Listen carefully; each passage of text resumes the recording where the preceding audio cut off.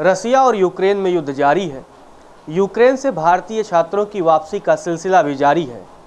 केंद्र की मोदी सरकार ऑपरेशन गंगा के जरिए भारतीय छात्रों को वापस लाने की भरसक कोशिश कर रही है।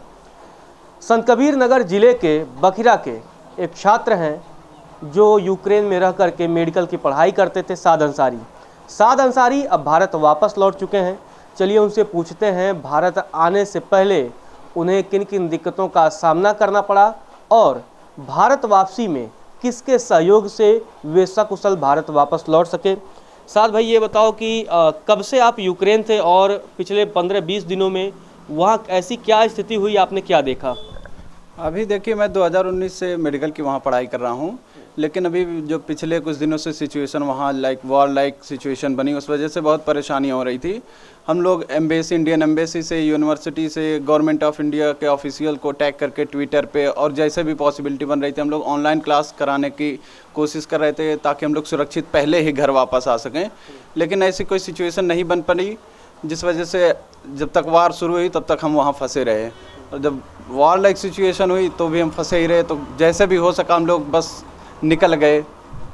तो जैसे वहाँ की राजधानी है कीव, वहाँ से आप किस शहर में थे? वो शहर से दूरी कितनी थी? क्या वहाँ भी युद्ध के हालात थे? वो हमारा शहर इवानो फ्रैंकिव्स्क है, जो लगभग 600-700 किलोमीटर के आसपास है कीव से।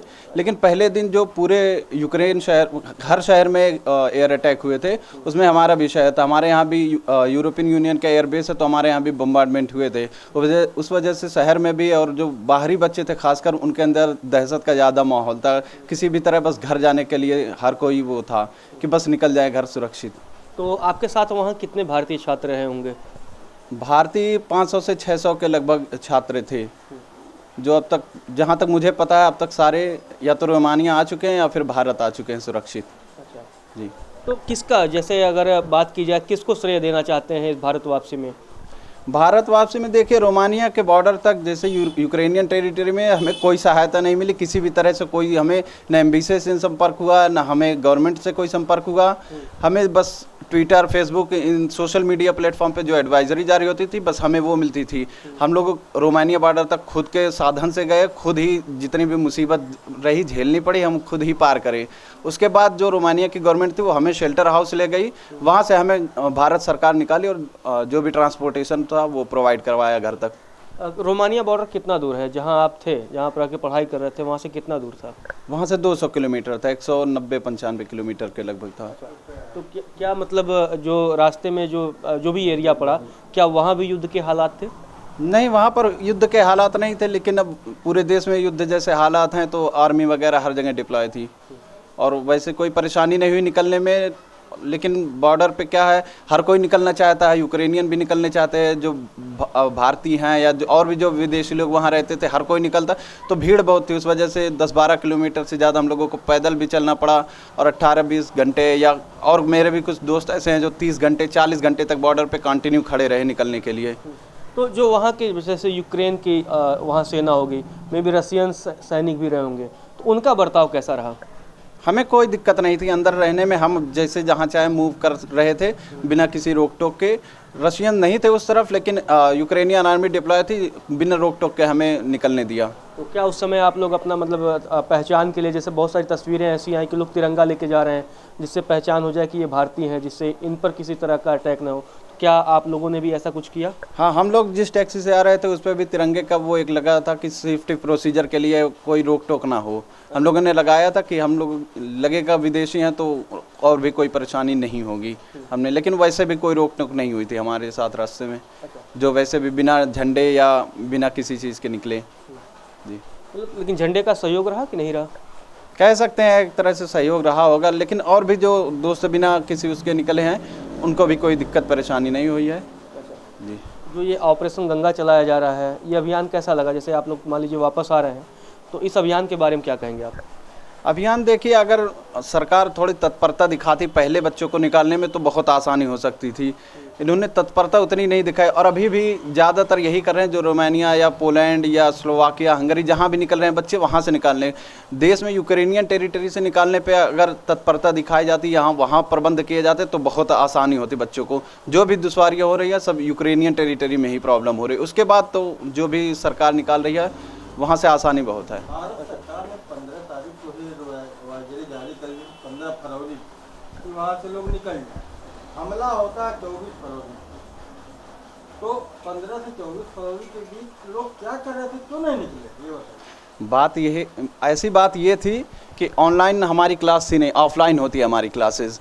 तो उसमें ये होता है अगर वहाँ 100% एब्सेंट लाइक प्रेजेंट कंपलसरी है, तो अगर हम क्लास छोड़ दें और 1 महीने का टाइम निकल जाता है तो हमें 500 रुपया पेनल्टी देना पड़ेगा वहाँ पे। और उसके लिए अगर आपके एब्सेंटी है और सेशन ख़त्म हो रहा है तो उसके लिए आप एक्सपेल भी किए जा सकते हैं। और हम सब के लिए एम्बेसी की तरफ से कोई एश्योरेंस ऐसे नहीं थे कि आप जा सकते हैं। अगर उन्होंने बोला कि जो एसेंशियल नहीं है जिनके लिए यहाँ रुकना वो जा सकते हैं, इन्होंने ये नहीं कहा निकल जाइए, उन्होंने बस कहा जिनके लिए एसेंशियल नहीं है वो निकल सकते हैं।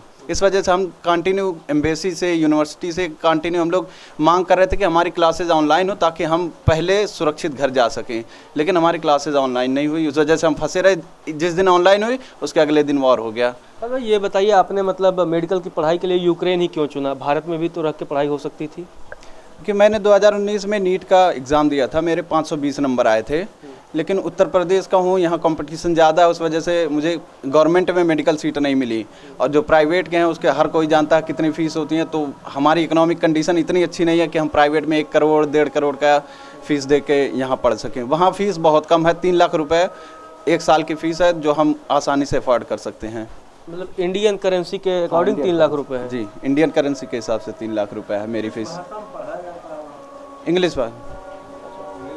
इंग्लिश ही पढ़ाया जाता है वहाँ। लोकल सपोर्ट के लिए यूक्रेनियन लैंग्वेज भी पढ़ाई जाती है, लेकिन पूरी सब्जेक्ट इंग्लिश में ही पढ़ाया जाता है। कोई समस्या नहीं होती है पढ़ने में, या कोई सी ऐसी प्रॉब्लम नहीं है। दोनों की पढ़ाई में मतलब जैसे बहुत, आप तो मान लीजिए पढ़ाई कर रहे हैं, तो टफ कहाँ की पढ़ाई है, इंडिया की या यूक्रेन की? देखिए, पढ़ने का खुद का ही सबका होता है। आसानी आप खुद से पढ़ेंगे, किताबें पढ़ेंगे तो आसानी हर जगह होगी, यहाँ पढ़ें या वहाँ पढ़ें। ये है वहाँ थोड़ा प्रैक्टिकल नॉलेज जैसे यहाँ का है उस हिसाब से वहाँ का प्रैक्टिकल नॉलेज थोड़ा कम है, लेकिन सेटिस्फैक्ट्री है यहाँ के कंपैरिजन में, कोई ऐसा वो नहीं है। अब यहाँ इतनी फ़ीस दे के हम नहीं पढ़ सकते थे और नंबर थे ठीक ठाक, लेकिन अब इतने नहीं थे कि गवर्नमेंट सीट मिल सके, तो अब थोड़ा कंप्रोमाइज़ तो करना पड़ेगा जी। चलिए, तो आपके मतलब मित्र मंडली में बहुत सारे लोग होंगे, क्या सभी भारत आ चुके हैं? हाँ, जहाँ तक मुझे पता है जितने मेरे दोस्त या ऐसे जानने वाले थे लगभग सारे भारत आ चुके हैं या फिर रोमानिया के शेल्टर हाउस में हैं। तो जैसे रोमानिया के जब आप लोग शेल्टर हाउस में पहुँचे थे तो वहाँ कैसा बर्ताव था आप लोगों के साथ? बहुत अच्छा था। वहाँ पे रोमानियन गवर्नमेंट का, वहाँ के जो लोकल एडमिनिस्ट्रेशन था, उन्होंने अपने जितने उनके बन पड़ता था उससे कहीं ज़्यादा उन्होंने कोशिश करी हम लोगों के साथ कि कोई सा भी प्रॉब्लम ना हो, जो भी हमारे खाने पीने रहने या और भी कोई भी ज़रूरत हो हर चीज़ को पूरा करा। वहाँ जो भारतीय नागरिक रहते हैं, वहाँ काम करते हैं या किसी वजह से रहते हैं, उन लोगों ने जितना प्रयास हो सकता था हमसे मिलने का, हमारी मदद करने का, भारतीयों ने, रोमानिया के गवर्नमेंट और रोमानिया नागरिकों ने बहुत मदद करी हमारी।